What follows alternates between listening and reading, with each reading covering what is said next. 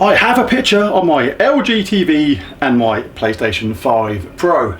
Now, for about the last week, this hasn't been the case, and I basically solved this myself. I must have watched 10-15 different YouTube videos of different techniques to try and fix this, and none of them worked. So if you're in the same boat as me, or the same boat that I was in, then hopefully this will work for you as well, because I'd got to the point where I'd actually ordered another TV. It was in my basket, I paid for it and everything, and I had a bit of a brainwave, and it worked, and I was like blown away by this, cancelled the order, and now I can go back to my 65-inch OLED, which I really like. But the first thing you have to do, if you come across this situation, I don't know if it's just to do with LG TVs and PlayStations. I know that LG is saying it's Sony's fault, Sony is saying it's LG's fault. I don't know if it happens on other makes of TV or not, but all I know is it's more prevalent on LG's, or it seems to be.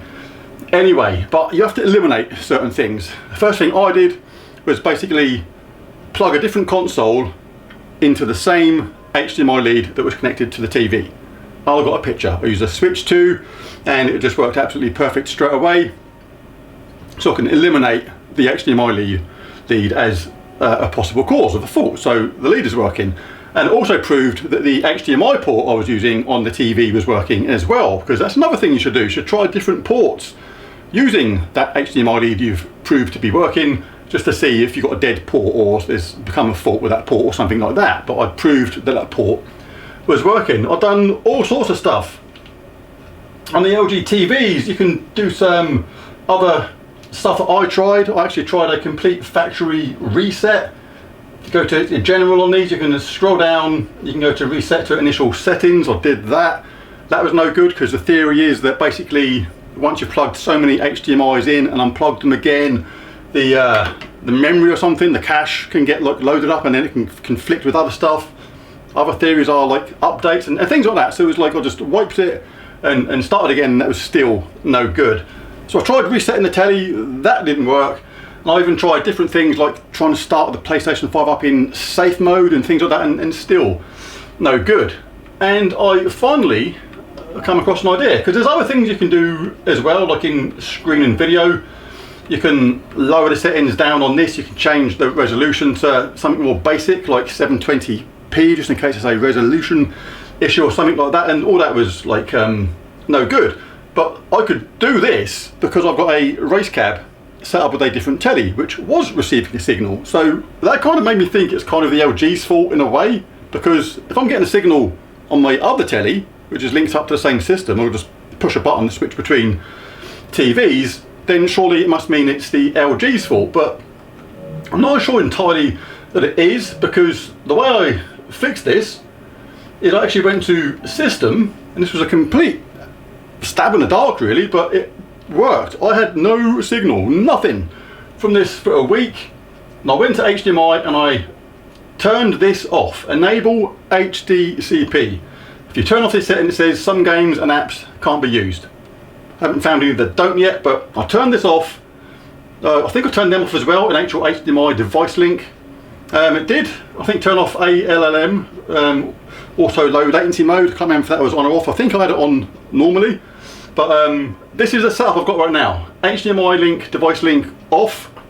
That turns off those two settings as well. Enable HDCP. This is the thing that I think caused it. I turned this off. I restarted the PlayStation and bang, it just came on straight away. It just worked. I must have tried turning it on and off, I'm not even kidding, 30 or 40 times over the last week, trying to do different techniques to get it working. Didn't actually think about this part until today. Tried it, excuse me, done this once, and it's worked, and I've turned it off and on again several times, and it just comes straight on. This is a thing that fixed it. So if you're at the point where you got to this stage and you're still not getting a picture through your LG TV or whatever TV, then you are going to have to actually plug it into a TV where you can see what's happening, of course.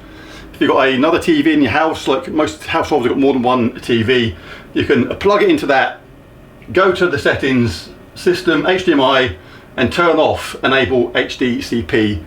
Take it back to your TV that you're not getting a picture on, and hopefully it will solve it for you too. Maybe copy these settings as well, just to be sure.